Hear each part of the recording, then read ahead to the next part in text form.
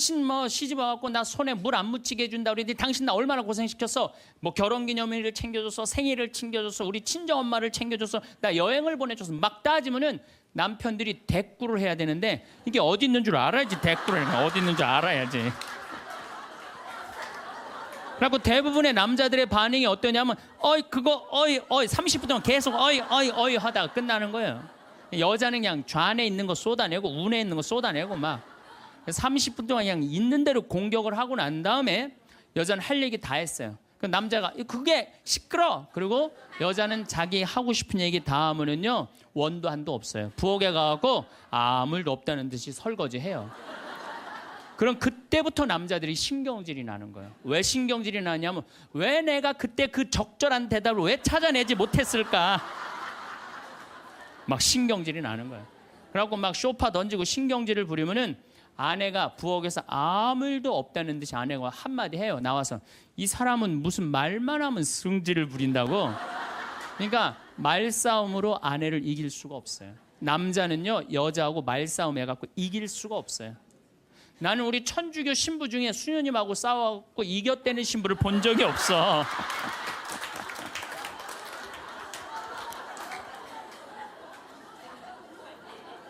말싸움으로 여자를 이길 수가 없어요. 남편한테 이번 추석 때나 뭐 어느 때 한번 시켜보세요.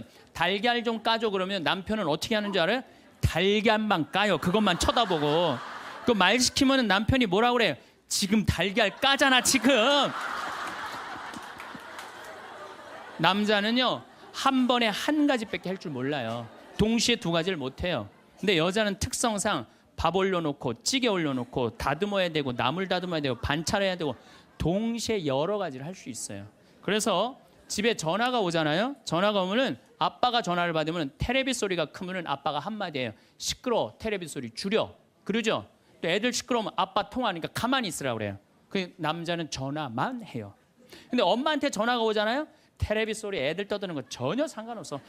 더욱이 어느 정도로 심하냐면 막 통화하면서 텔레비에 딱 어떤 여자가 나오면은 저 여자 이혼했다 그러더니 나오네.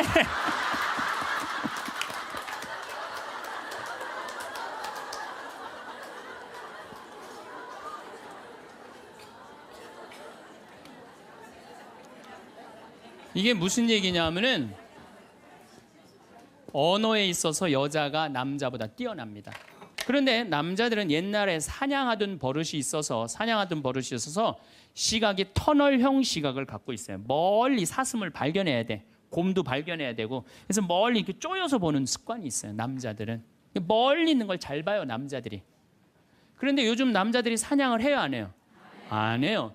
쪼여 보는 습관은 있는데 사냥을 안 하니까 요걸 남자들이 어디다 쓰냐면 잔치집에 가면은 이쁜 여자가 있으면 그걸 쪼여서 봐요.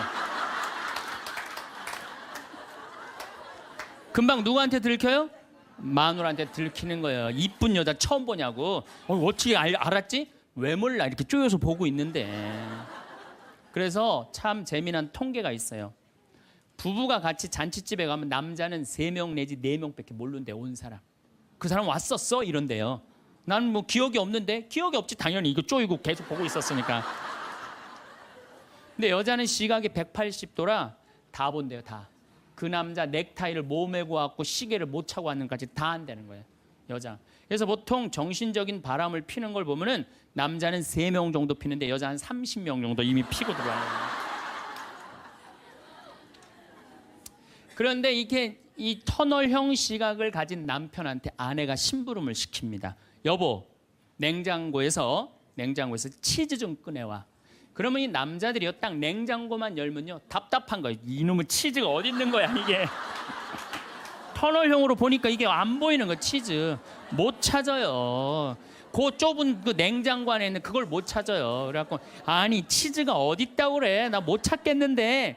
그러면은 아내는 이게 180도 시각이기 때문에 뒷꼭지에도 시각이 있어요. 그래갖고 딱 냉장고 문을 열고 들여다도 안 봐요. 들여다도 안 보고 딱 손 넣고 딱 꺼내갖고 남편 코앞에 딱 들여대는 거예요. 이걸 못 찾느냐고. 그러면요 남자들은요 깜짝깜짝 놀라는 거예요.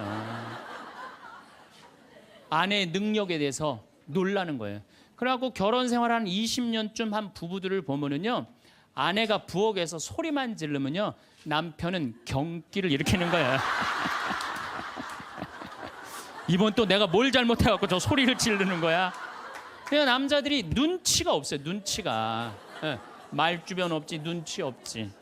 그렇죠? 눈치가 없어요, 남자들이. 참. 그러니까 남자들이 어느 정도로 눈치가 없느냐면은 아내가 지금 자기를 미워하는지, 괴로워하는지 몰라요. 언제 아느냐면 귀싸대기를 맞아야지 알아요. 귀싸대기를 예. 귀싸대기를 딱 맞아야지, 아, 이거 지금 우리 마누라가 심각하구나. 아니면 아내가 눈물을 뚝뚝 흘릴 때 그때서 느끼기 시작하는 거예요. 정말 답답한 거죠. 그러니까 말주변 없지, 눈치 없지. 근데 아까도 말씀드렸지만, 어제도 말씀드렸지만은 이게 40까지 50까지 살 땐 아무 문제가 없어요. 이게 100년 살면서요, 한 집에서 답답해서 못 살아요. 둘이 답답해서 못 살아요. 냉장고가 고장이 났고 애프터 서비스를 불렀어. 애프터 서비스를 딱 불렀는데 애프터 서비스 하고 난 다음에 갔어. 근데 요즘은 참 대한민국이 애프터 서비스 끝나고 나면은 고객센터에서 전화하잖아요. 고객님, 매운 만족하십니까? 보통 만족하십니까? 그거 저 설문조사를 하잖아요. 근데 이게 또 할아버지가 전화를 받았네. 아, 냉장고 고쳤는데 이제 애프터 서비스라고 전화를 했는데 애프터 서비스 센터에서 전화했다 그러니까 뭘 또 애프터 서비스를 해주느냐? 그래갖고 뭐라고 그러니까 할아버지가 할머니한테 그런 거예요. 여보 마누라, 요즘 이상해. 냉장고 고쳤는데도 뭐 매운 만두 먹을래요? 보통 만두 먹을래요? 그렇게 물어보는데 말귀를 못 알아들어요. 말귀를. 그러니까 60이 넘어가기 시작하면 할머니들 목소리가 커지기 시작해요. 뭐 막 할아버지한테 막 소리 지르는 거예요. 소리 지르는 이가 말귀를 못 알아들으니까 소리를 지르기 시작하는 거예요. 점점 나이 먹으면 할머니들은 거칠어지고 그러니까 말귀를 못 알아들으니까 기억력까지 떨어지게 돼 있어. 동시에. 그러니까 어떤 할머니 할아버지가 또 한 집에서 살면서 할아버지가 너무 배가 고픈 거예요. 할머니한테 심부름을 시켰어요.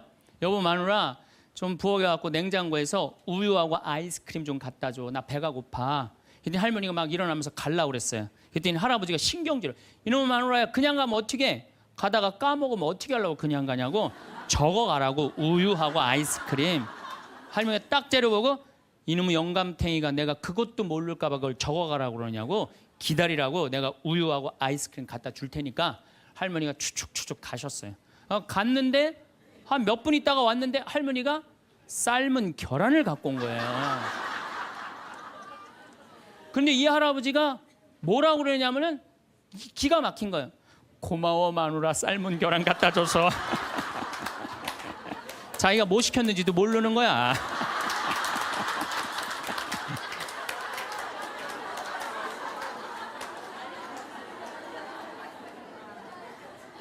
자, 여러분들, 남자하고 여자는 이렇게 달라요.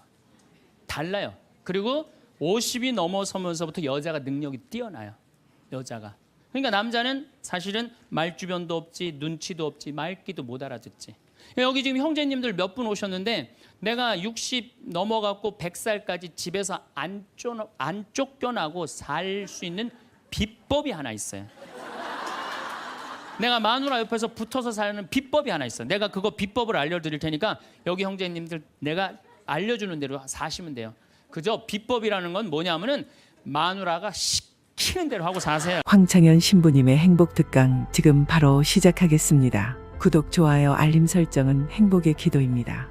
나이 들면 알아야 하는 4가지 고통도 함께 들으면 강의를 더 잘 음미하실 수 있습니다. 밥도 고맙다, 이쁘다, 감사다 이러면 향기가 나는데 사람은 어떨 것 같아? 사람. 내가 혼배를 한 200상, 300상 정도 해줬어요. 200상, 300상 정도 해줬는데 혼배를 할 때 내 느끼는 게 어쩜 그렇게 신부들이 하나같이 다 이뻐. 안 이쁜 신부가 없어요. 안 이쁜 신부가. 왜 이쁠까요? 남자가 데이트할 때 뭐라 그래? 보고 싶었어. 사랑해. 난 너 없으면 난 안 될 것 같아. 난 너 없으면 죽을 것 같아. 난 네가 원하는 건 다 해줄 수 있어. 말해봐, 원하는 거. 별을 따다 줄까? 달을 따다 줄까? 그럼 여자가 반짝반짝 웃어야 안 웃어요? 반짝반 그 상태에서 결혼하는 거예요. 그래서 신랑 신부들을 보면 그렇게 예쁘고 잘생겨요. 근데 그렇게 예쁘고 잘생긴 신랑 신부를 혼배를 시켜줬는데 10년이 지나고 나면요, 그 이쁜 얼굴이 온데간데 없어져요. 막 기미도 끼고 막 주근깨도 얼굴에 보이고. 왜 그럴까요? 남편이 뭐라 그럴 것 같아? 그때 내가 눈이 뼈서 너랑 결혼한 거다. 내가 그때 미쳤었다. 나가 죽어라. 우리 이혼하자. 이런 얘기 10년 들으면요, 아무리 예쁜 여자도요 얼굴 망가지게 돼 있어요. 아무리 예쁜 여자라도. 제가 이렇게 한 50, 60쯤 되신 분들이 그런 게 분명해요. 50, 60 되신 분들 중에 이목구비가 뚜렷하지 않아. 뭐 이쁜 구석이 별로 없는데도 이상하게 이쁜 여자들이 있어요. 이상하게 이쁜 여자들이. 그런 여자들은 어떤 여자들일까요? 남편이 당신 어쩜 가면 갈수록 어쩜 더 이뻐져. 우리 색시가 세상에서 난 제일 이뻐. 당신 사랑해. 고마워. 이런 얘기 20년 들으면은요, 이목구비가 뚜렷하지 않아도요 이상하게 이뻐져요. 그런데 쌍꺼풀도 분명하고 코도 오똑하고 입술도 도톰한데 50, 60 되신 분들 중에 무섭게 생긴 분들이 계세요. 이목구비가 뚜렷한데도 무섭게 생긴 분들이 계세요. 그런 분들은 왜 그럴까요? 서로 죽이자, 죽자, 뭐 살자, 뭐 이렇게 말하고 20년 동안 싸운 사람은요, 아무리 예쁜 얼굴이라도 망가지게 돼 있어요. 사람은요, 어떤 말을 듣느냐에 따라서 이쁘고 이쁘지 않는 게 결정이 되는 거예요. 여러분들 남편한테, 아내한테도 그렇지만 자식한테도 뭐라 그래? 너는 내 자식이 아니라 왼수다. 나가 되져라. 이런 썩을 놈. 그러면은 자식이 어떻게 될까요? 왼수가 되고요, 바깥에 나가 돌아다니게 되고요, 썩게 돼 있어요. 근데 우리는 엄마들 자식 뜻대로 안 된다고 속상할 때 말을 함부로 하죠. 여러분들 생각을 해봐요. 우리 아들이 있어. 공부 좀 못해. 공부 못하면 어때요? 나는 공부 잘하는 거 그렇게 훌륭하다고 생각 안 해요. 근데 우리는 공부를 못하면 대한민국은 죄인 취급하잖아요. 어쨌든 공부를 못해. 그런데 아들한테 엄마가 괜찮아, 공부 못하면 어때? 이렇게 잘생긴 아들 하느님이 우리 집에 떨어뜨려 주었고 엄마는 밥 안 먹어도 우리 아들만 봐도 배불러. 이런 소리 듣고 자라는 애들은요 삐뚤어질 수가 없어요. 딸 보고도 이렇게 이쁜 딸 혼자 보기 너무 아깝다. 어쩜 이렇게 이쁜 딸이, 얘네들 삐뚤어질 수가 없어요. 남편도 아침에 출근할 때 이렇게 잘생긴 남편을 어떻게 보내? 여보, 내가 나가서 버릴 테니까 당신 집에 있어.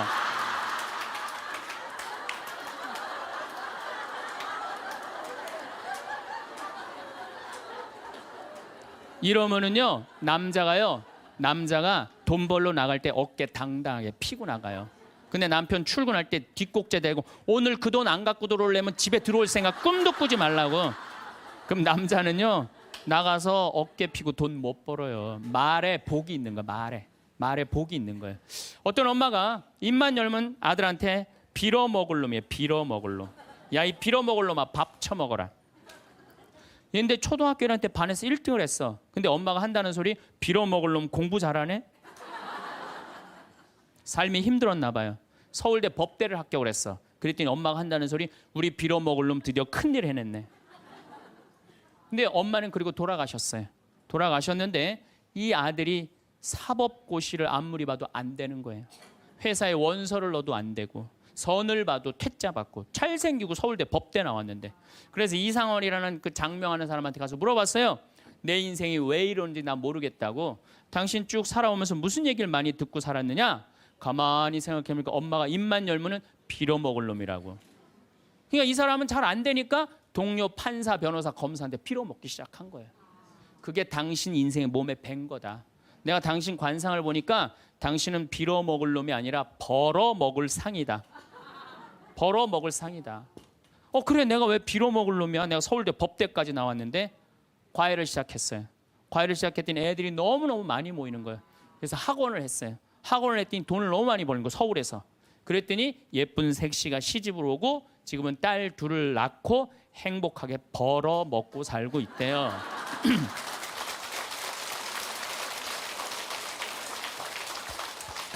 말 한마디에요 사람 운명이 갈리는 거예요. 말 한마디에. 여러분들은 자식이나 남편, 아내한테 정말 좋은 말을 해주느냐, 생명을 살리는 말을 하느냐, 좋은 열매를 맺는 말을 하느냐, 이거 생각해봐야 돼요. 여러분들 친구 집에 음식점에 갔어. 음식점에 가서 친구한테 요즘 장사 잘 돼? 그랬더니 친구가 한다는 말이 이명박 정부 들어부터 되는 게 하나도 없어. 이러다가 망할 것 같아, 망할 것 같아. 꼭 남 탓하는 사람 있잖아요. 똥파리만 날려, 똥파리만. 근데 또 다른 친구 식당에 갔어요. 그랬더니 다른 친구가 장사 잘 돼? 남들은 힘들대는데 우리 집엔 단골 손님들이 와갖고 내가 매일 가락시장에 가갖고 신선한 재료로 음식을 준비를 해. 자, 다음에 친구들이 야, 너 우리 개 모임이 있는데 동창 모임 있는데 너 좋은 음식점 있으면은 나 안내 좀 해줘라. 그러면 여러분들 똥파리 날리는 집으로 안내할 것 같아요? 신선한 재료로 음식을 준비하는 집으로 안내할 것 같아요? 그렇죠. 말에는요 복이 있게 돼 있어요. 제가 10년 전에 이제 강원도 평창 생태마을을 시작을 했어요. 근데 그때 사실은 주교님께서 저한테 뭐 어느 대학에 교수로 가라고 그랬어요. 근데 나는 교수보다는 평창에 가서 농사 짓고 살고 싶다. 그래서 주교님 명을 거역을 했어요. 지금 생각하면 철없었던 거였죠. 거역을 하고 내가 평창에 들어가서 이제 살기 시작했어요. 평창에 들어가서 살기 시작했는데 주교님이 반대한 거 아니에요. 평창에 가서 사는데 1년에 한 번 이제 주교님한테 신년 하례식 할 때 주교님이 물어봐요. 황 신부 거기 살만해? 너무 행복해요. 제가 이제 첫째 매주 뛰어갖고 된장, 간장, 고추장 판매하잖아요. 그럼 뭐 저기 뭐야 찾아오는 사람이 있어요. 팔릴 거 아니에요. 황 신부 그 저기 뭐야 농산물 많이 팔려? 너무 많이 팔려요. 황 신부 거기 사람들은 많이 와? 첫 해는 개미 새끼도 안 왔어요. 알아야지 올 거 아니에요. 근데 내가 뭐라 너무 많이 와요. 저는 제가 생태마을에 살면서 한 번도 생태마을이 사는 게 힘들다, 지겹다, 나 빨리 본당 내보내줘라 그런 소리 한 적이 한 번도 없어요. 그리고 내가 방송에 나가서든 어디 강의 가서든 나는 평창에 사는 게 너무 행복하다. 밤하늘에 별도 예쁘고 요즘은 또 이 물이 풍부해갖고 아침에 물 한 개가 피면요 아침에 일어나면 기가 막혀요. 네. 내가 좋다 아름답다는 얘기만 하니까 강의 듣는 사람들이 무슨 생각할 것 같아요? 한번 가봐야지. 한번 가봐야지. 그러니까 첫 해는 1000명 정도밖에 안 왔는데 작년에는 3만 명이 오르더니 올해는 4만 명까지 지금 왔어요. 4만 명. 사람들이 너무 많이 오는 거예요. 말이 뭐를 불러일으켜? 복을 불러일으키는 거, 복을. 근데 우리 직원들한테도 올 연초에도 회의할 때 그랬어요. 올해 느낌이 너무 좋아. 대박 터질 것 같아. 너희들 열심히 준비해. 근데 내가 우리 직원들한테 회의할 때 니네들 이렇게 하면 망한다. 니네들 똑바로 해. 망할 것 같으니까 똑바로 해. 그럼 이 직원들은요. 집에 가갖고 직장 알아봐요. 곧 망할 직장에 마음이 가겠어요? 그런데 올해 대박 터질 것 같아. 마음이요. 벌써 놓이는 거예요. 그래서 내가 우리 직원들한테 8월 말까지 예약이 2월 달에 차면 내가 니네들 유럽 저기 뭐 기차 여행 데리고 갈게. 내가 그랬어요. 그랬는데 12월까지 예약이 꽉 찬 거예요. 그래갖고 오늘 이 여행 그거 저기 뭐야 보증금 내라고 왔어요. 그래서 23명 우리 직원들 데리고 내년 유럽에 다 가요. 예.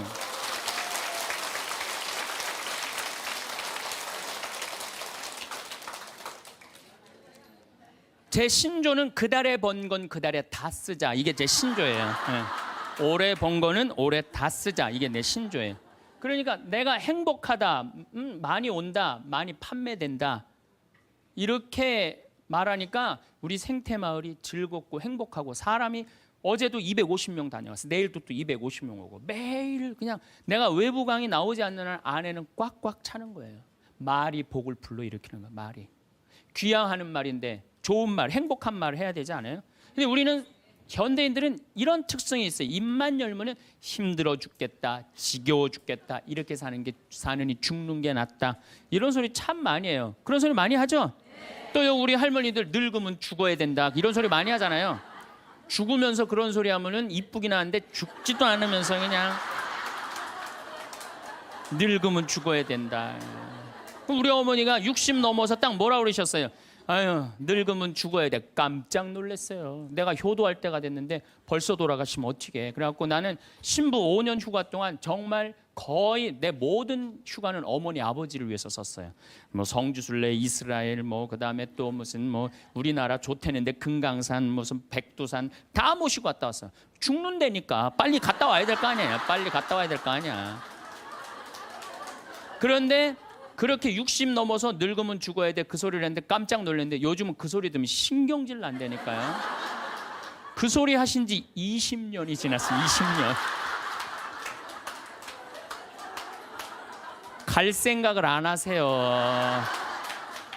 아버지는 피부가 더 뺑뺑하고 어머니도 더 고와지세요.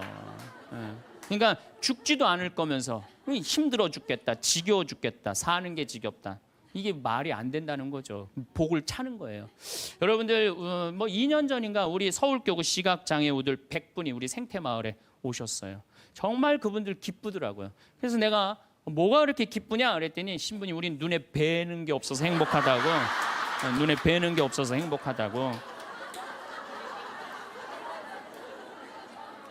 그런데 그분 네 분이 여러분들 제가 시각장애우들이랑 1년을 같이 살았어요. 상계동에서 1년을 살았는데 너무 잘 알아요. 그분들 뭐 젓가락 비비는 거 뭐 노름도 다 해요. 할 거 다 해요.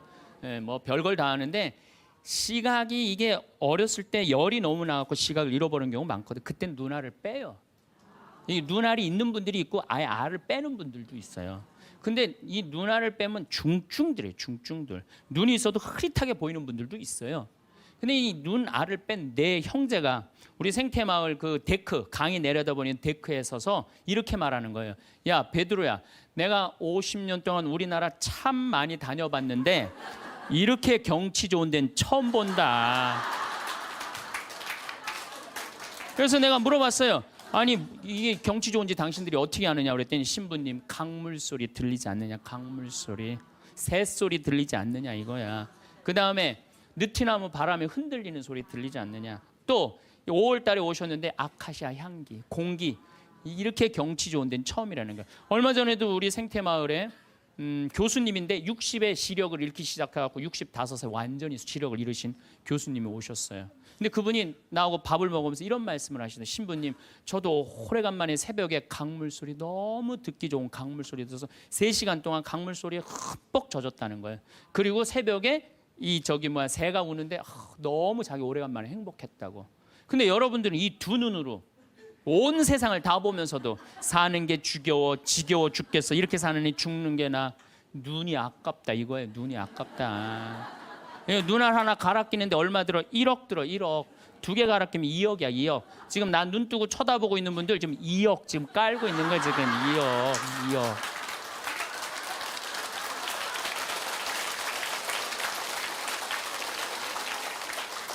심장 하나 갈아 끼는데 5천, 간 갈아 끼는데 7천, 신장 갈아 끼는데 3천이에요. 그럼 이거 3억 5천이에요. 3억 5천.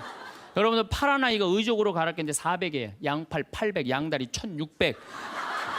대충 따지면 여러분 한 5억 정도 되는 거예요. 그리고 더욱이 여기 지금 걸어오신 분은요, 적어도 5억짜리로 지금 끌고 온 거예요. 5억을 갖고. 그리고 여러분들 그 눈, 다리, 손가락, 발가락 다 붙어있는 식구 4명이 밥을 먹으면은요 20억이 앉아서 먹는 거. 20억이 앉아서.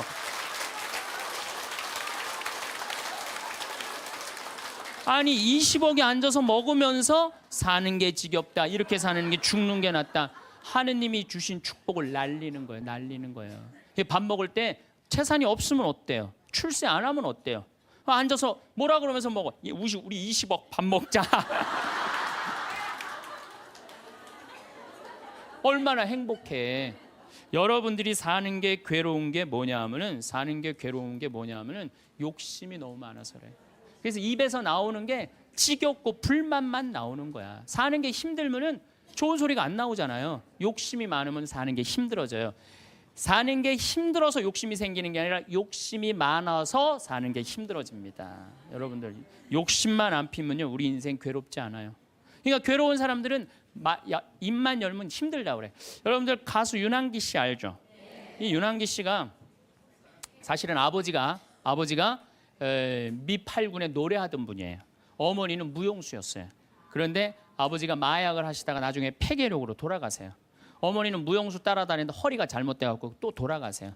천하에 누구만 남느냐면 윤복희, 윤한기 둘만 남는 거예요. 부모는 일찍 돌아가시고. 그렇게 이 윤한기 씨 자서전을 읽어보면 너무 배가 고파갖고 해병대 지원해서 갔다는 거 아니에요.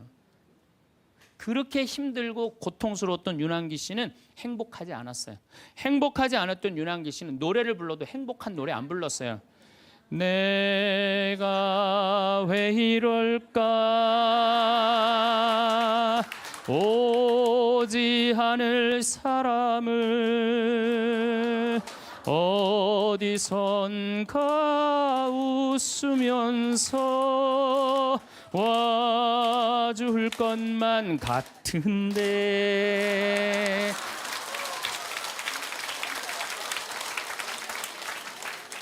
행복하지 않았기 때문에 노래를 불러도 행복한 노래를 안 불렀어요. 처음에는 차라리 그 사람을 만나지 않았던들 이 고통 이 괴로움 나에겐 없을걸.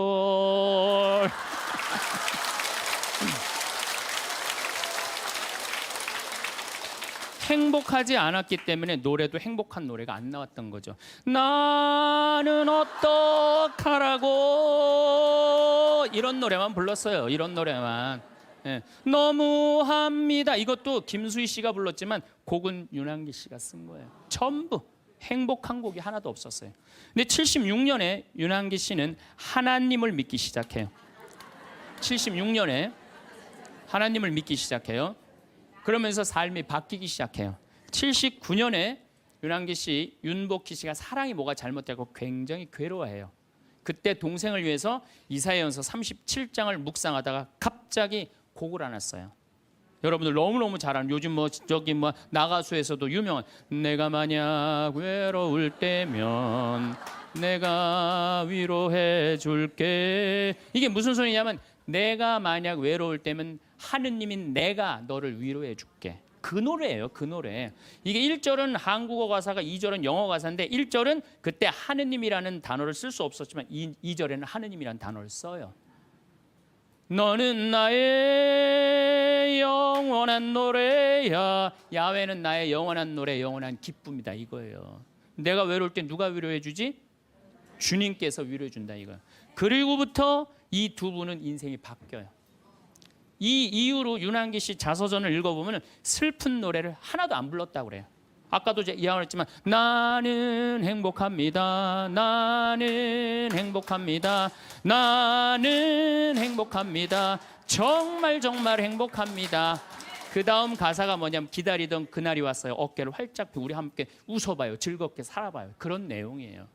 그리고 지금 윤한기 씨는 무슨 일을 하고 있느냐. 나이가 70이신데 개신교 예술신학교 목사님 총장 역할을 지금 목사님을 20년 이상을 살면서 세상 사람들한테 행복을 얘기해줘요.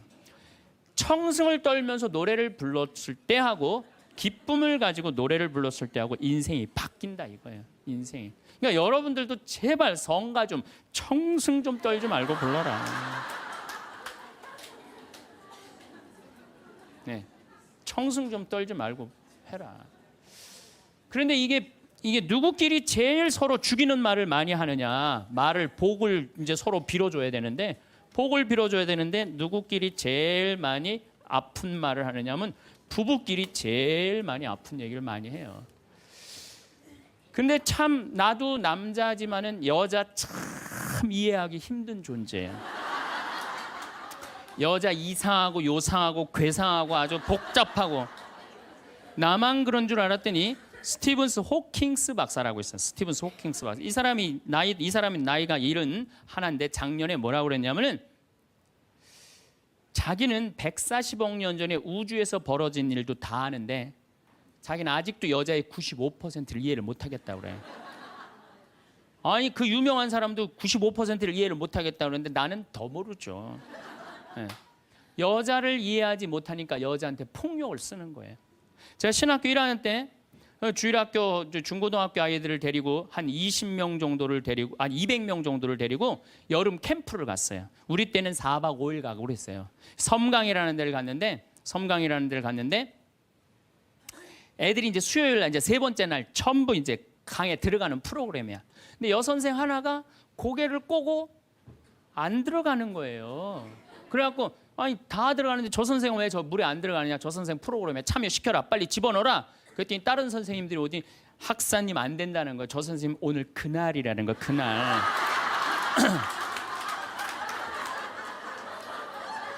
근데 내가 신학교 1학년이 그날이 뭔지 어떻게 알아요? 그래서 내가 물어봤어요. 그날이 뭔데? 아 학사님 오늘 저 선생님 그날이라 안 된다니. 오늘 물에 들어가는 날 지금 그날이 뭔데? 그랬더니 어떤 지혜로운 엄마 선생님이 나를 한 군데로 데려가더니 학사님 여자는 한 달에 한 번 매직이 있다는 거예요. 그래서 내가 매직이 뭔데요? 근데 그 엄마 선생님 정말 지혜로웠던 것 같아요.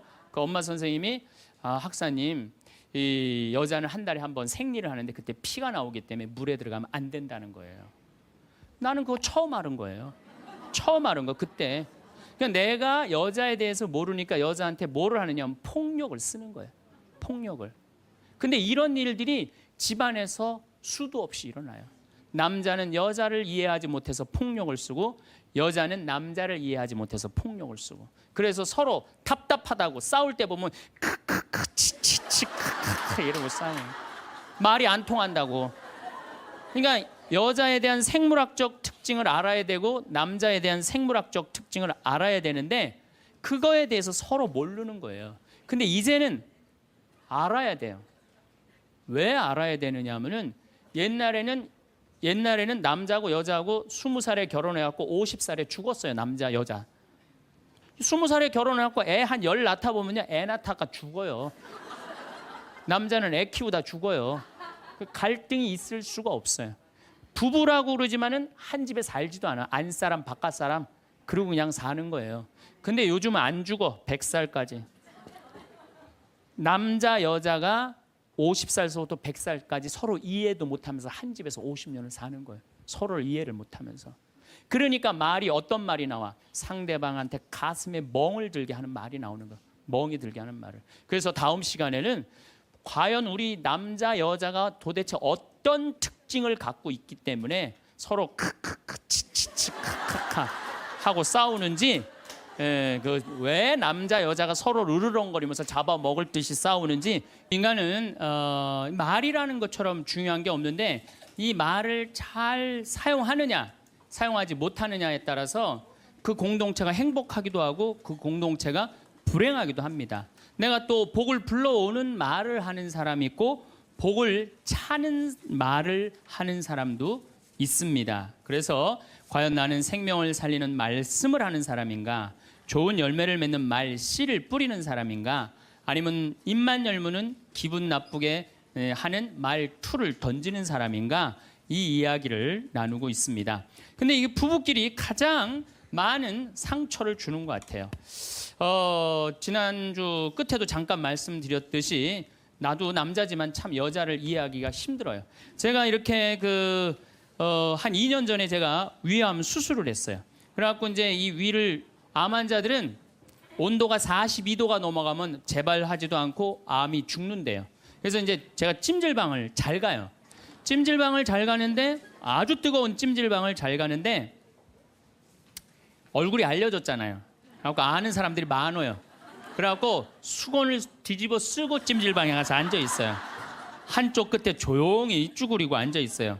그러면 이제 아줌마 셋이서 들어와서 수다를 떨기 시작하면은 이해할 수 없는 수다를 떨어요. 아줌마 3명이서 뭐라고 그러냐면은 한 아주머니는 자식 얘기해요. 자식 얘기.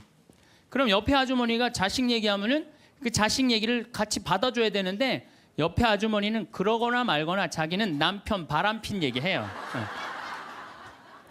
또 옆에 아줌마는 남편 바람핀 얘기 해거나 말거나 자기는 아파트 산 얘기해요.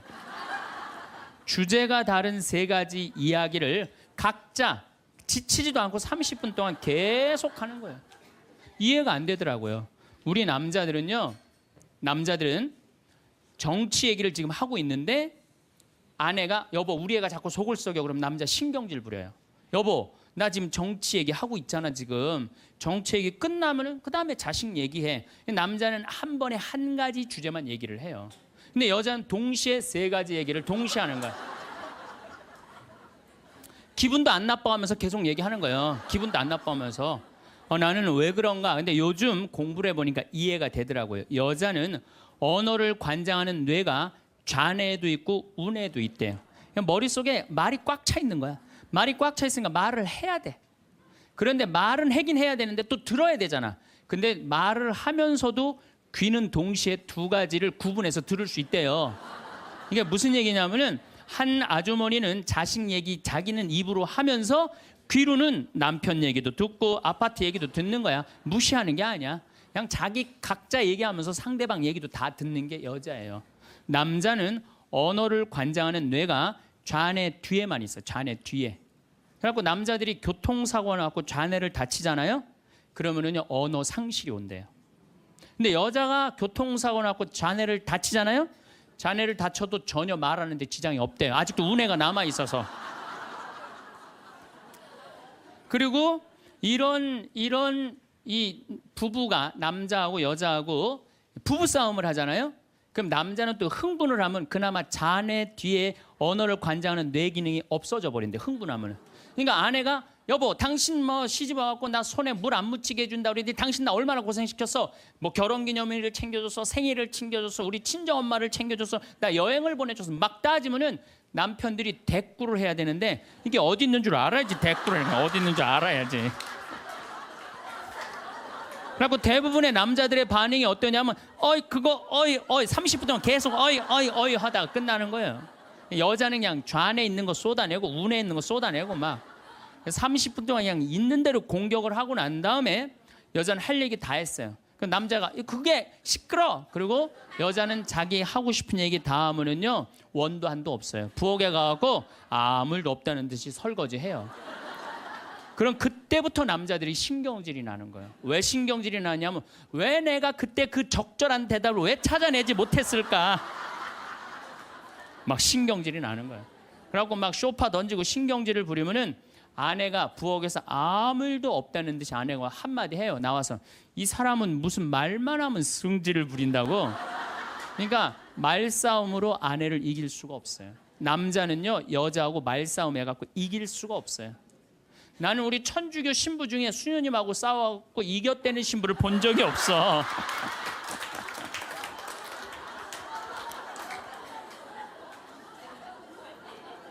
말싸움으로 여자를 이길 수가 없어요. 말싸움으로. 하느님이 창조할 때 남자한테는 너는 하루에 10,000마디만 해라. 10,000마디만 해라. 창조할 때 그렇게 창조하신 거예요. 10,000마디만 하라고. 여자는 하루에 너는 25,000마디 해라. 25,000마디 해라. 그러니까 하느님이 10,000마디만 하라고 창조한 남자는 출근해갖고 직장에 가면 10,000마디 해요. 이 말 저 말 하면은 벌써 10,000마디 끝나. 집에 들어오면 더 이상 말할 수가 없어. 아니 하느님이 10,000마디만 하라고 그래서 10,000마디만 하고 들어온 거야. 집에 들어와서는 더 이상 할 얘기가 없는 거예요. 할 의무 끝냈어. 근데 우리 여기 있는 자매님들도 남편 출근하고 애들 학교 가도 혼자 있으면서도 10,000마디 해요. 멸치 대가리 따면서 너는 어디서 잡혀서 우리 집에 왔니? 꽁치 다듬으면서 너도 어디서 잡혀서 왔니? 그리고 막 테레비 보면서도 테레비하고도 얘기해요. 그냥 테레비하고도 얘기해요. 막 테레비하고도 얘기하고 그렇게 10,000마디 해요. 10,000마디 하고 저녁에 이제 몇 마디가 남았냐면 15,000마디가 남은 거야. 이 15,000마디를 누구하고 하고 싶으냐면 남편하고 하고 싶은 남편. 그래갖고 저녁 차려주고 남편한테 여보 그 옆집 여자 말이야. 오늘 저녁에 같이 저녁 찬거리를 사러 시장에 나갔는데 그 여자는 김치찌개 거리를 돼지고기 한 근만 사면 되는데 5근이나 사고 정신 나간 여자야. 그러니까 그냥 살림이 그 모양이지. 이랬는데 남자는 이미 더 이상 말하기 귀찮은 거예요. 그래서 남편이 한마디 해요. 쓸데없는 소리 하지 말고 부엌에 가서 국이나 더 떠오라고. 그럼 여자는 미치는 거예요. 아직도 15,000마디가 남아있는데 국 떠오라고 그러면 미치는 거예요. 근데 저도 이 말에 저도 동감을 해요. 왜냐하면은 저는 만마디만 하게 창조된 인간이잖아요. 그런데 나는 이렇게 강의를 하면 10만 마디를 해요. 10만 마디. 10만 마디라니까 사실은 난 사제관에 우리 생태마을에서 강의하고 사제관에 딱 밥 먹으러 저녁에 내려가잖아요. 한마디도 하기 싫어요. 한마디. 근데 우리 밥 해주는 자매님이 밥하고 난 다음에 뭐 이런저런 얘기할 거 아니에요. 뭐 개도 내가 5마리 키우니까 개 얘기도 하고 뭐 좀 대꾸하기가 싫은 거예요. 그래서 한동안 대꾸를 안 했어요. 대꾸를 안 하니까 굉장히 기분이 나쁘잖아요. 신부님이 대꾸를 안 하니까 안 되겠더라고요. 그래서 하루는 불러서 내가 얘기를 했어요. 남자는 하루에 10,000마디만 하게 창조됐는데 내가 10만 마디를 한다. 그래서 나는 정말 대꾸하기가 싫다. 한마디도 하기 싫다. 그냥 밥만 먹고 싶다. 나한테 앞으로 말 시키지 말아라. 제가 얘기를 했어요. 얘기를 했는데도 그래도 우리 자매님도 여자인지라 말을 하잖아요. 그럼 막 말을 하는데 내가 얘기했는데 말하니까 신경질을 나잖아. 내가 인상을 딱 쓰면은 자매님이 한마디예요. 신부님 대꾸하라는 게 아니야. 그냥 나 떠드는 거니까 그냥 밥만 먹으라는 거야.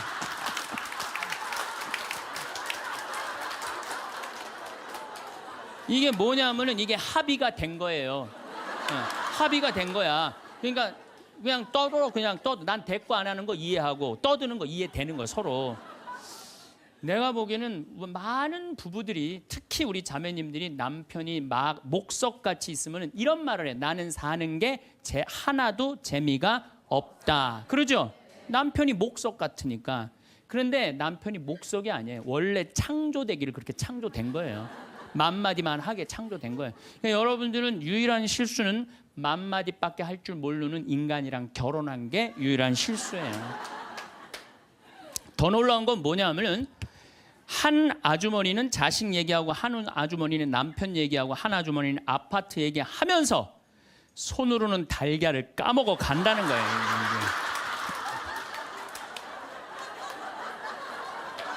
아, 이 뭐 대단하지 않아요? 달걀. 여러분들 남편한테 이번 추석 때나 뭐 어느 때 한번 시켜보세요. 달걀 좀 까줘 그러면 남편은 어떻게 하는 줄 알아요? 달걀만 까요. 그것만 쳐다보고.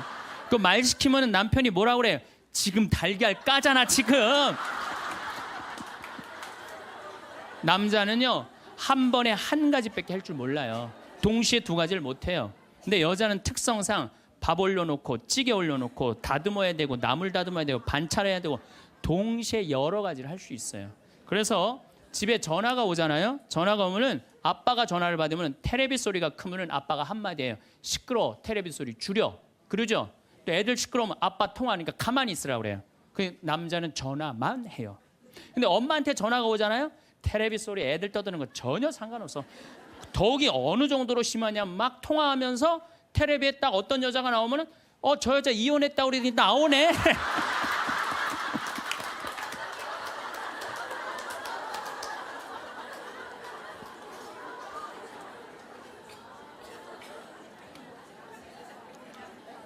이게 무슨 얘기냐면은 언어에 있어서 여자가 남자보다 뛰어납니다. 언어에 있어서. 제가 한번 뭐 고등학교 강의를 갔는데 한 10년 전 얘기예요. 강의를 갔는데 그해 경기도에 영어 선생님 172명을 뽑았는데 여자가 170명, 남자가 2명 됐대요. 언어에는요 여자가 탁월한 능력을 갖고 있어요. 그러니까 남자는 말주변이 없어. 말주변이 없게 돼 있어요. 근데 문제는 언어만 뛰어난 게 아니에요. 여자가 시각도 뛰어나요. 시각도. 우리 눈에는 광수용체가 있어. 빛을 받아들이는 수용차, 짝대기, 사각형 짝대기가 1억 3천만 개가 있어요. 이게 남자 여자가 다 있어요. 근데 이 1억 3천만 개는 하얀색, 빨간색, 까만색, 파란색만 구분하는 거예요. 남자들은 이 광수용체 1억 3천 거 요것만 있어요. 남자들은 색깔 구분을 4가지만 해요. 남자는 회색도 하얀색, 베이지색도 하얀색, 하얀색도 하얀색이야. 남자는 분홍색도 빨간색, 주황색도 빨간색, 빨간색도 빨간색이에요. 남자는 색깔 구분을 못해요. 근데 여자들은 원추형 광수용체 700만 개가 더 있어요. 여자가. 그래갖고 이건 온갖 색깔을 구분하는 거예요. 그러니까 나는 아직도 카키색이 무슨 색인지 몰라요. 카키색, 잿빛색, 쥐오리색, 뭐 별색을 다 얘기해. 여자들은 그런 구분이 다 되는 거예요. 여자들은 생겨 먹은 것 자체가 그렇게 생겨 먹은 거예요. 색깔. 그러니까 네 가지 색깔밖에 구분하지 못하는 남자와 온갖 색깔을 구분하는 여자하고 부부야. 그 부부가 옷 사러 나가면 싸울 것 같아, 안 싸울 것 같아? 싸워요. 왜냐하면 남자는 다 그게 그거 같으니까 아무거나 딱 붙잡아. 여보 가자 그러면 아내가 답답해 보이잖아요. 여보 지금 당신 얼굴 색깔하고 그 옷 색깔하고 맞다고 생각해? 안 어울리잖아. 가만히 있어봐. 그래갖고 이거 들었다 놨다 저거 들었다 놔면은 남편이 신경질이 나는 거. 뭘 저렇게 까다롭게 고르느냐. 아무거나 그냥 입고 가지. 그러니까 남자들하고 여자하고 싸울 수밖에 없어요. 싸울 수밖에 없어요. 그래갖고 옷 사러 나갈 때는 같이 나갔는데 들어오는 시간은 달라요. 이미 남자는 벌써 들어와 있어. 신경질 부리고. 그러니까 색깔 구분 때문에 그래. 색깔 구분. 그런데 남자들은 옛날에 사냥하던 버릇이 있어서 시각이 터널형 시각을 갖고 있어요. 멀리 사슴을 발견해야 돼. 곰도 발견해야 되고. 그래서 멀리 이렇게 쪼여서 보는 습관이 있어요. 남자들은 멀리 있는 걸 잘 봐요. 남자들이. 그런데 요즘 남자들이 사냥을 해요, 안 해요? 안 해요. 쪼여 보는 습관은 있는데 사냥을 안 하니까 요걸 남자들이 어디다 쓰냐면 잔치집에 가면은 이쁜 여자가 있으면 그걸 쪼여서 봐요. 금방 누구한테 들켜요? 마누라한테 들키는 거예요. 이쁜 여자 처음 보냐고. 어떻게 알았지? 왜 몰라? 이렇게 쪼여서 보고 있는데. 그래서 참 재미난 통계가 있어요. 부부가 같이 잔치집에 가면 남자는 3명 내지 4명밖에 모르는데 온 사람. 그 사람 왔었어? 이런데요. 나는 뭐 기억이 없는데. 기억이 없지. 당연히 이거 쪼이고 계속 보고 있었으니까. 근데 여자는 시각이 180도라 다 본대요. 다. 그 남자 넥타이를 몸에 고왔고 시계를 못 차고 왔는까지 다 한다는 거예요. 여자. 그래서 보통 정신적인 바람을 피는 걸 보면은 남자는 3명 정도 피는데 여자는 30명 정도 이미 피고 들어와요. 그런데 이게 이 터널형 시각을 가진 남편한테 아내가 심부름을 시킵니다. 여보, 냉장고에서 치즈 좀 꺼내와. 그러면 이 남자들이요, 딱 냉장고만 열면요 답답한 거예요. 이놈의 치즈가 어디 있는 거야 이게. 터널형으로 보니까 이게 안 보이는 거. 치즈 못 찾아요. 그 좁은 그 냉장고 안에 있는 그걸 못 찾아요. 그래갖고 아니 치즈가 어디 있다고 그래, 나 못 찾겠는데. 그러면은 아내는 이게 180도 시각이기 때문에 뒷꼭지에도 시각이 있어요. 그래갖고 딱 냉장고 문을 열고 들여다도 안 봐요. 들여다도 안 보고 딱 손 넣고 딱 꺼내갖고 남편 코앞에 딱 들여대는 거예요. 이걸 못 찾느냐고. 그러면요 남자들은요 깜짝깜짝 놀라는 거예요. 아내의 능력에 대해서 놀라는 거예요. 그래갖고 결혼 생활 한 20년쯤 한 부부들을 보면은요, 아내가 부엌에서 소리만 지르면요 남편은 경기를 일으키는 거예요. 이번 또 내가 뭘 잘못해갖고 저 소리를 지르는 거야. 그냥 남자들이 눈치가 없어요. 눈치가. 말주변 없지, 눈치 없지. 그렇죠? 눈치가 없어요, 남자들이. 참. 그러니까 남자들이 어느 정도로 눈치가 없느냐면은 아내가 지금 자기를 미워하는지, 괴로워하는지 몰라요. 언제 아느냐면 귀싸대기를 맞아야지 알아요. 귀싸대기를 귀싸대기를 딱 맞아야지. 아, 이거 지금 우리 마누라가 심각하구나. 아니면 아내가 눈물을 뚝뚝 흘릴 때 그때서 느끼기 시작하는 거예요. 정말 답답한 거죠. 그러니까 말주변 없지, 눈치 없지.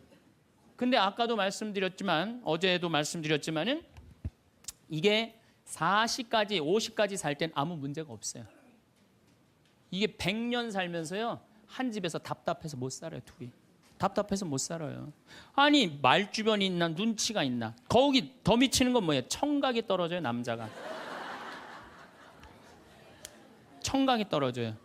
보통 개는 10만 사이클 정도 듣는다 그래요. 10만 사이클 듣고 그 다음에 어린아이들은 3만 사이클 정도는. 그래서 초등학교 아이들, 중고등학교 아이들이 헤비메탈 음악이 좋아해요. 걔네들 헤비메탈 음악 좋아하고, 엄마는 짜장면을 시켜서 혼자 먹고 나는 뭐 찌꺼기만 먹었어 뭐 이런 랩 음악 걔네들은 다 들려요. 다 들려 걔네들은. 여러분들은 잘 안 들리죠? 네. 이 얘네들 3만, 엄마들은 2만 사이클 정도. 2만 사이클. 그러니까 젊은 부부가 같이 잠을 자갖고 건너방에서 애가 울잖아요. 그럼 누구 귀에만 들리느냐면 엄마 귀에만 들려요. 그래갖고 여보 난 너무 힘들어. 오늘 애하고 하루 종일 씨름을 해갖고 내가 힘들어서 못 일어나니까 당신이 일어나서 좀 나가봐. 이러면은 대부분의 남편들이 이렇게 말한대요. 아무 소리도 안 들리는데 뭐가 들린다 그래.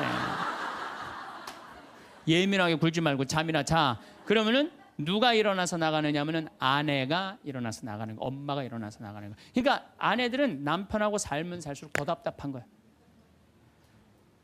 말 주변이 있나, 눈치가 있나, 말귀를 알아듣나.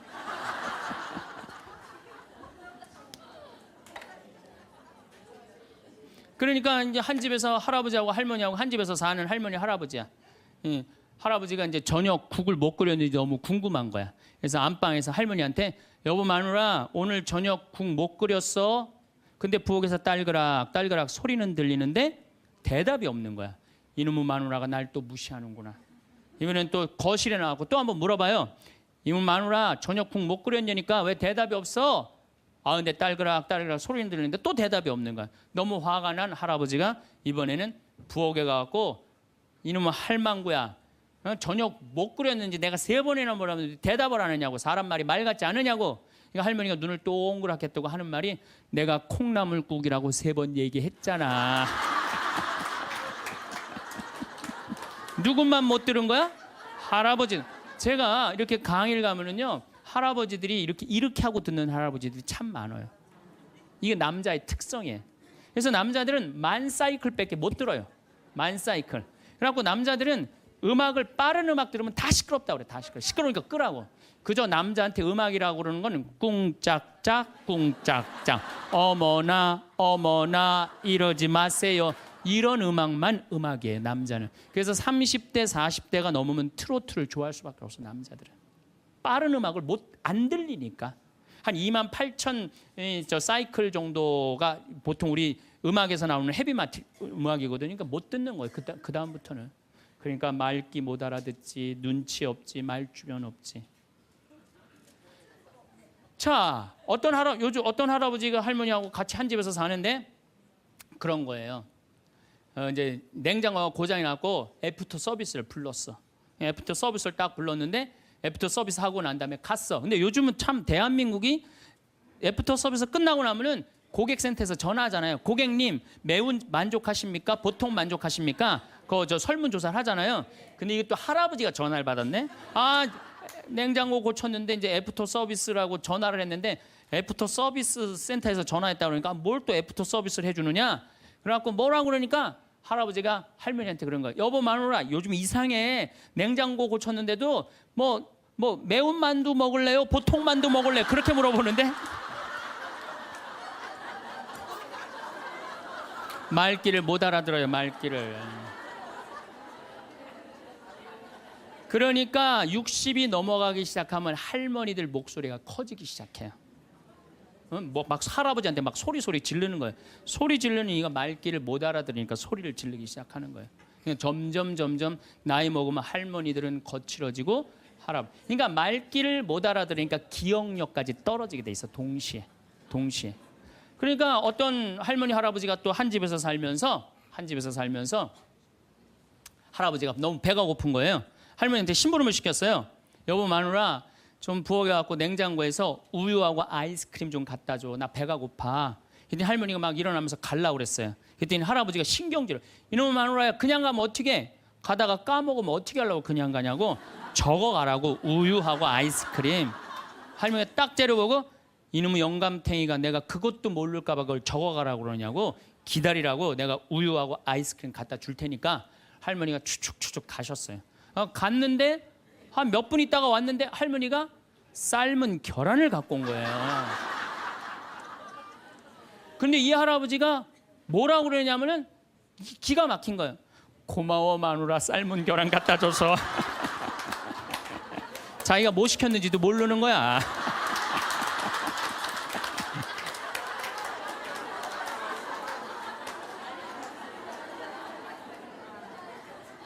자, 여러분들 남자하고 여자는 이렇게 달라요. 그리고 50이 넘어서면서부터 여자가 능력이 뛰어나요. 여자가. 그러니까 남자는 사실은 말주변도 없지, 눈치도 없지, 말귀도 못 알아듣지. 여기 지금 형제님들 몇 분 오셨는데 내가 60 넘어갖고 100살까지 집에서 안 쫓겨나고 살 수 있는 비법이 하나 있어요. 내가 마누라 옆에서 붙어서 사는 비법이 하나 있어. 내가 그거 비법을 알려드릴 테니까 여기 형제님들 내가 알려주는 대로 사시면 돼요. 그저 비법이라는 건 뭐냐면은 마누라가 시키는 대로 하고 사세요.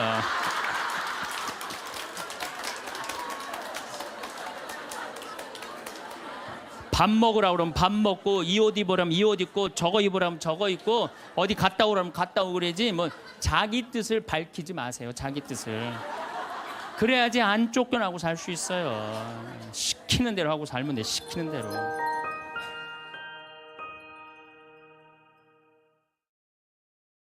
오늘 강의 어떠셨나요?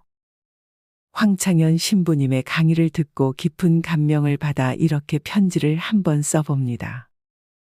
이번 강의는 결혼 생활과 인간관계에서 언어의 중요성, 그리고 남성과 여성의 차이점에 대해 깊이 이해할 수 있는 기회를 주었습니다. 일상에서 겪는 소소한 갈등들이 어떻게 발생하는지와 이를 어떻게 풀어갈 수 있는지를 다시금 생각해 보게 되었습니다. 먼저 언어와 의사소통의 중요성에 대해 깊이 생각하게 되었습니다. 특히 남성과 여성의 언어 사용이 다르다는 점은 저에게 큰 깨달음을 주었습니다. 남자는 하루에 10,000마디의 말을 하고 여자는 25,000마디를 한다는 이야기는 흥미로웠습니다. 이러한 차이가 대화에서의 갈등을 어떻게 일으킬 수 있는지를 이해하게 되었습니다. 저는 결혼 초기부터 남편과의 대화가 어렵다고 느낄 때가 많았습니다. 남편은 퇴근 후 집에 오면 말을 잘하지 않았고 대화가 단절된 느낌이 들곤 했습니다. 이로 인해 여러 번 다투기도 했지만 강의를 들으면서 그가 이미 하루의 할당량을 다 써버렸을 수도 있다는 사실을 알게 되었습니다. 이 사실을 알고 나니 남편의 피곤함과 무관심으로 느껴졌던 부분들이 그의 본성임을 이해하게 되었고 저녁 시간을 어떻게 보낼지에 대해 생각을 바꾸게 되었습니다. 대화를 시도하기보다는 편안한 침묵 속에서도 함께 시간을 보내는 방법을 찾기 시작했습니다. 또한 제가 하루 종일 집안일을 하면서 자연스럽게 말을 많이 하게 된다는 것도 깨달았습니다. 멸치 대가리를 따면서나 집안일을 하면서 혼잣말을 하는 것이 남은 15,000마디를 채우려는 무의식적인 행위임을 알게 되었죠. 남편이 일을 마치고 돌아왔을 때 저와 대화를 피하는 이유가 단순히 피곤해서가 아니라 이미 할당량을 다 써버렸기 때문임을 이해하게 되니 더 이상 서운함을 느끼지 않게 되었습니다. 남성과 여성의 생물학적 차이에 대한 설명은 일상에서 자주 겪는 일을 쉽게 설명해 주었습니다. 남자는 터널형 시각을 가지고 있으며 여자는 180도 시각을 가졌다는 점은 일상에서 자주 겪는 일을 쉽게 설명해 주었습니다. 남편이 냉장고에서 물건을 잘 찾지 못하는 이유를 이제야 이해할 수 있었습니다. 예전에는 남편이 냉장고 앞에 서서 물건을 찾지 못하고 허둥대는 모습을 보며 답답함을 느끼곤 했습니다. 하지만 이제는 남편이 터널형 시각을 가지고 있기 때문에 그럴 수밖에 없다는 것을 이해하게 되었습니다. 남편과 쇼핑을 갈 때에도 종종 갈등이 생기곤 했습니다. 저는 옷의 색상과 디자인을 세심하게 고르는 반면 남편은 색깔을 잘 구분하지 못하고 대충 고르려 했습니다. 이런 모습이 답답했지만 강의를 통해 남편이 색을 구분하는 능력이 제한적이라는 것을 알게 되니 그에게 좀 더 이해심을 갖게 되었습니다. 이러한 차이를 이해하고 받아들이는 것이 얼마나 중요한지를 다시 한번 깨달았습니다. 또한 여성이 여러 가지 일을 동시에 처리할 수 있는 능력에 대한 이야기도 흥미로웠습니다. 저 자신을 비롯한 많은 주부들이 공감할 수 있는 부분이었죠. 밥을 하면서 동시에 아이들 숙제를 봐주고 전화를 받는 등 여러 가지 일을 처리해야 하는 일상 속에서 여성의 능력이 얼마나 뛰어난지를 새삼 깨달았습니다. 남편에게 이런 능력을 기대하지 않게 되니 그와의 관계가 더욱 원만해졌습니다. 이번 강의에서 말의 힘에 대해서도 많은 깨달음을 얻었습니다. 우리가 어떤 말을 하느냐에 따라 사람의 운명과 관계가 달라질 수 있다는 점은 매우 인상적이었습니다. 윤한기 씨의 사례를 통해 부정적인 말과 긍정적인 말이 삶에 어떤 영향을 미치는지를 알게 되었습니다. 특히 아이들을 키우면서 그들에게 긍정적인 말을 해주려는 노력을 많이 하게 되었습니다. 잘하고 있어. 넌 정말 대단해 같은 말들이 아이들에게 얼마나 큰 힘이 되는지를 깨달았습니다. 이런 긍정적인 말들은 아이들의 자존감을 높여주고 그들이 어려움을 극복하는 데 큰 힘이 됩니다. 남편에게도 마찬가지로 서로 존중하고 긍정적인 말을 주고받는 것이 행복한 가정을 만드는 데 얼마나 중요한지를 알게 되었습니다. 저는 남편에게 항상 고마움을 표현하려고 노력합니다. 당신 덕분에 우리 가족이 행복해. 정말 수고했어. 고마워 같은 말을 자주 하려고 합니다. 처음에는 어색하게 느껴졌지만 이런 긍정적인 말들이 남편과 저희 관계를 더욱 깊고 의미 있게 만들어줍니다. 서로에게 긍정적인 영향을 미치는 말을 주고받는 것이 얼마나 중요한지를 다시금 깨달았습니다. 결혼 생활을 하다 보면 남편과의 사소한 말다툼이 큰 갈등으로 번질 때가 많습니다. 이번 강의를 통해 서로의 생물학적, 심리적 차이를 이해하는 것이 얼마나 중요한지를 깨달았습니다. 남편이 저와 다르게 행동할 때 이제는 그것을 비난하기보다는 그 차이를 이해하고 받아들이려고 합니다. 예를 들어 남편이 달걀을 까달라고 했을 때 그는 달걀 까는 일에만 집중합니다. 저는 여러 가지 일을 동시에 처리하는 데 익숙하지만 남편은 한 가지 일에만 집중하는 것을 좋아합니다. 이러한 차이를 이해하게 되니 남편을 더 잘 이해할 수 있게 되었고 갈등을 피할 수 있게 되었습니다. 특히 강의에서 언급된 마누라가 시키는 대로 하라는 조언은 웃음을 자아내면서도 큰 교훈을 주었습니다. 결혼 생활에서 서로를 존중하고 작은 일에도 상대방의 입장을 헤아리는 것이 얼마나 중요한지를 다시금 느끼게 해준 부분이었습니다. 남편과 저는 이제 서로의 차이를 인정하고 존중하며 살아가고 있습니다. 황창현 신부님의 강의는 저에게 큰 깨달음과 교훈을 주었습니다. 남성과 여성의 차이를 이해하고 서로의 장점을 인정하며 긍정적인 언어를 사용하는 것이 얼마나 중요한지를 깨달았습니다. 이 강의를 통해 결혼 생활에서의 작은 갈등을 넘어서서 더욱 행복하고 건강한 관계를 만들어 가야겠다고 다짐했습니다. 결혼 생활은 쉬운 일이 아닙니다. 하지만 서로의 차이를 이해하고 존중하며 긍정적인 언어를 사용한다면 우리는 더 나은 관계를 만들어갈 수 있을 것입니다. 이 강의를 통해 얻은 교훈을 일상에 적용하며 더욱 행복한 가정을 만들어가고자 합니다. 이제는 서로의 차이를 인정하고 존중하며 더 나은 관계를 위한 노력을 아끼지 않을 것입니다. 마지막으로 이번 강의는 저에게 결혼 생활뿐만 아니라 인간관계 전반에 대한 통찰을 제공해 주었습니다. 사람과의 관계에서 중요한 것은 서로의 차이를 이해하고 존중하며 긍정적인 언어로 소통하는 것임을 깨달았습니다. 이러한 깨달음은 가족뿐만 아니라 친구, 직장 동료와의 관계에서도 적용할 수 있을 것입니다. 우리는 모두 각기 다른 환경과 경험을 가지고 살아가고 있으며 이러한 차이를 존중하는 것이 행복한 관계의 시작이라고 생각합니다. 황창현 신부님의 강의를 통해 배우고 느낀 것들을 마음속에 새기며 앞으로의 삶에서 더 많은 이해와 존중 그리고 사랑을 실천하는 사람이 되도록 노력하겠습니다. 이 편지를 통해 그 감동을 전할 수 있기를 바라며 제 경험과 깨달음을 나누고 싶습니다. 앞으로도 더욱 성숙하고 행복한 관계를 만들어가기를 기대합니다.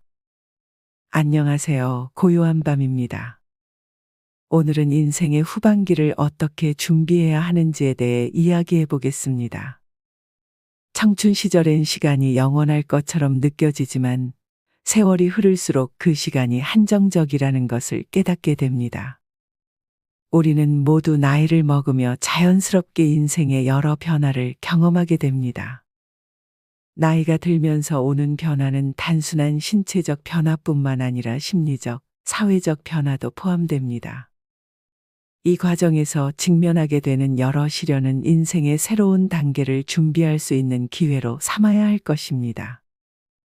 그런 의미에서 이번에는 우리가 나이를 들면서 꼭 대비하고 준비해야 하는 어려움에 대하여 한번 같이 알아보고자 합니다.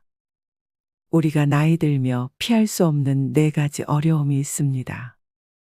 이러한 어려움들은 때로는 불가피한 삶의 일부일지 모르지만 사전에 준비하고 대응 방법을 익혀둔다면 영향을 줄일 수 있을 것입니다.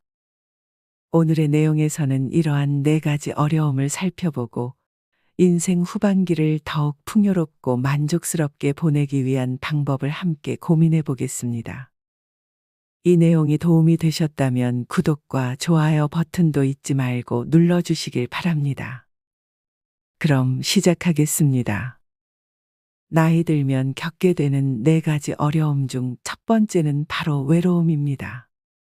외로움과 고독 그리고 소외감은 이 세상에 함께할 누군가 없이 홀로 있다는 것이 정말 참 견디기 힘든 상황일 겁니다. 우리가 젊었을 때는 이런 외로움을 상상하기 어려울지 몰라도 실제로 대화할 상대도 없고 안부를 주고받을 친지도 없으며 도움을 요청할 사람도 없다면 그 고통은 이루 말할 수 없을 것입니다. 누구나 젊은 시절부터 홀로 살아왔겠습니까만 인생의 다양한 경험을 겪다 보면 교육기관, 직장 동료 그리고 가족까지 점차 멀어질 수 있습니다. 인맥이 넓은 것이 자랑이었던 사람들도 퇴직을 하게 되면 직장에서 만난 사람들과 자연스럽게 만날 이유가 사라지게 됩니다.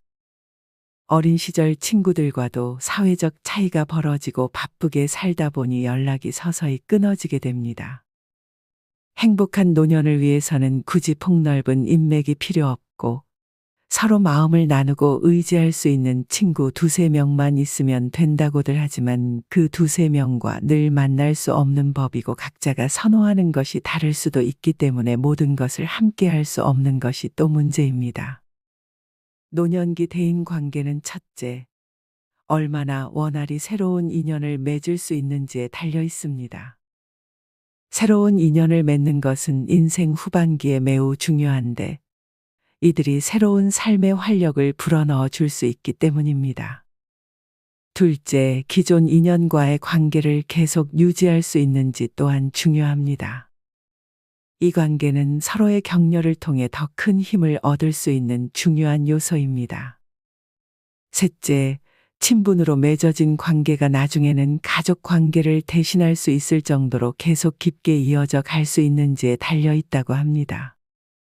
옛 친구는 과거의 추억들을 함께 나눌 수 있는 우리 인생의 아주 귀중한 보물 같은 존재지만 새 친구를 사귀는 일도 중요합니다. 같은 취미와 관심을 가진 친구를 사귀게 되면 서로 성장을 도와줄 수 있을 뿐만 아니라 새 친구가 안내해 보여주는 새로운 세계를 만나보는 놀라운 경험을 할 수 있기 때문입니다. 평생을 함께해 오던 배우자가 세상을 떠난다든지 별거로 결혼 관계가 흔들리게 되면 친구와 더 자주 만나게 됩니다. 그렇기 때문에 배우자의 사별이나 결별 이후 그 공허함을 채워줄 수 있는 친구들과의 관계가 더욱더 중요합니다. 나이 들면 겪게 되는 2번째 어려움은 바로 무료함입니다. 할 일 없이 지내는 고충입니다. 젊었을 때야 제일 부족한 것이 여유지만 나이 들어 퇴직하면 제일 많이 남아도는 게 여유일 수밖에 없습니다. 할 일 없는 노인들은 아주 지루함에 시달립니다. 가야 할 곳도 없고 꼭 해야 할 일도 없는 상황에서 그 길고 긴 하루는 시련이나 다를 바 없습니다. 수십 년 쌓아온 전문성과 경험들을 어디에 활용할 수 있을지 모르겠고 퇴직 전에 이러한 경험을 계속 펼칠 수 있도록 준비하지 못한 개인의 책임도 없진 않겠습니다. 할 일이 없어 괴롭다는 것은 퇴직 후 이 사회에서 자신의 새 위치를 찾지 못한 것이며 몰두할 관심사도 없고 미래를 그려갈 계획도 없다는 아주 안타까운 이야기입니다. 퇴직 후에 누구는 할 일을 다 마쳤고 인생을 잘 마무리한다는 생각으로 그저 사는 분들도 계십니다. 그러나 인생 마무리가 아니라 새 출발을 하는 분들도 많습니다. 이것은 단순한 인생 이막이 아니라 두 번째, 세 번째 인생을 살고 있는 훌륭한 분들이죠. 자격증을 취득해 새로운 일을 시작하고 인생 전반기에 이루지 못한 꿈을 쫓아 패션 모델이 되고 음악가가 되고 사진작가가 되고 연기자가 되고 시를 쓰고 여행가가 되고 무용가가 되고 운동선수가 되고 행복을 나누는 자원봉사를 하고 또 미디어 활동을 합니다. 저는 정말이지 우리들에게 전성기는 아직 도래하지 않았다고 믿습니다. 우리들의 진정한 전성기는 인생 후반기에 하고 싶은 일을 하며 성취감을 느낄 때 비로소 오는 거라고 믿죠. 그러기에 퇴직 준비는 바로 전성기를 맞이하게 될 두 번째 인생에 대한 준비여야 합니다. 나이 들면 겪게 되는 4가지 어려움 중 세 번째는 경제적 어려움입니다. 젊어서 고생은 사서도 한다는 속담이 있듯이 젊어서의 궁핍함은 긴 인생 여정에 좋은 교훈도 되고 회복의 기회도 됩니다. 그러나 노년에 직면하는 궁핍함은 생활에 공감해주는 고통일 뿐 아니라 회복에 대한 희망을 가질 수 없기 때문에 그 고통이 배가 된다고 할 수 있습니다. 한 조사에 따르면 노년층의 재정적 어려움이 해마다 심화되고 있으며 많은 이들이 경제적 위기에 처해 있습니다. 삶의 긴 여정에서 재물을 관리하는 것은 어렵지만 필수적이며 이를 등한시한다면 노년에 큰 고난을 겪을 수 있습니다. 현재 30대와 40대 중 상당수가 노후 대비가 미흡하다고 인식하고 있으며 이는 퇴직 후 불안정한 생활로 이어질 수 있습니다. 퇴직 후에도 일정한 생활비를 유지하기 위해 필요한 자금은 상당한 규모일 수 있으며 많은 사람들이 이를 충분히 준비하지 못하고 있습니다. 재무 전문가들은 퇴직 후 생활비의 70에서 80%를 필요로 한다고 조언합니다. 이러한 조언에 따라 미리 준비한다면 보다 안정된 노년을 보낼 수 있을 것입니다. 나이 들면 겪게 되는 4가지 어려움 중 4번째이자 마지막은 건강 문제입니다. 장수노인 이라는 말이 있듯이 나이가 들수록 건강은 중요한 화두가 됩니다. 건강하게 살자는 다짐이 건강하게 세상을 떠날 수 있다면 좋겠다는 바람으로 바뀝니다. 후손들에게 부담 주지 않고 인간으로서의 품위를 지키면서 건강하게 살다 세상과 이별하는 것이 제일 잘하는 거라 모두가 생각하실 거예요. 하지만 이런 바람은 걱정만 한다고 또 염원한다고 그 좋다는 영양제를 잘 챙겨 먹는다고 이루어지는 것은 아닐 겁니다. 다른 일은 하루 이틀 미룬다 하더라도 매일매일 체조하는 것만은 미뤄서는 안 될 일입니다. 건강 관련해서 퇴직 전에 해야 할 일은 인생 후반기를 지탱해줄 체력을 키워 놓는 일입니다.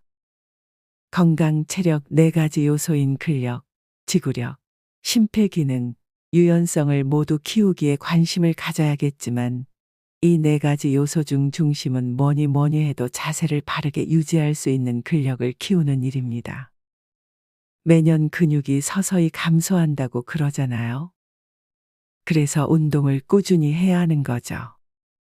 건강식품이 유행에 따라 범람하지만 건강 관리를 하다 보니까 무엇을 섭취하느냐보다 중요한 것이 무엇을 피하느냐가 더 중요하더라고요. 나이보다 더 젊어 보이고 건강해 보이는 사람이 있죠. 이건 신체의 영양 균형이 잡혀 있어서 피부가 탄력 있고 생기 있게 보이기 때문이라고 합니다. 영양 균형을 해치는 과도한 음주와 정제된 밀가루 음식, 과다한 당분 섭취를 줄이는 것부터 시작해 보시기 바랍니다. 아, 흡연은 괜찮냐고요? 그건 말할 필요도 없습니다. 흡연을 하면서 건강 관리한다는 것은 모두 자기 기만이에요. 금연은 기본 중에 기본이니까요. 한 연구 결과에 따르면 노인들이 극단적인 선택을 고려하게 되는 주된 이유는 재정적 어려움과 건강 문제가 가장 큰 비중을 차지한다고 합니다. 이어 배우자, 가족, 지인과의 갈등 그리고 고립감이 그 뒤를 잇는다고 합니다. 이 모든 이유는 앞서 말씀드린 나이 들면 겪게 되는 4가지 어려움과 직접적인 관련이 있는 것입니다. 이 4가지 어려움은 퇴직 후 어느 날 갑자기 예고 없이 들이닥친다고 생각하지 않습니다. 퇴직 전부터 대비를 하지 않으면 그 조짐이 서서히 나타나기 시작해서 퇴직하고 늙어 기력이 쇠하면 그 결과로 4가지 어려움을 겪게 되는 것이 아닐까요? 그러니 하루하루 세심하게 관리하면서 살아야 할 일입니다. 오늘도 서로에게 더 따뜻한 세상, 우리들의 행복한 노후를 바랍니다. 고요한 밤이었습니다. 후회 없는 인생은 계속됩니다. 감사합니다.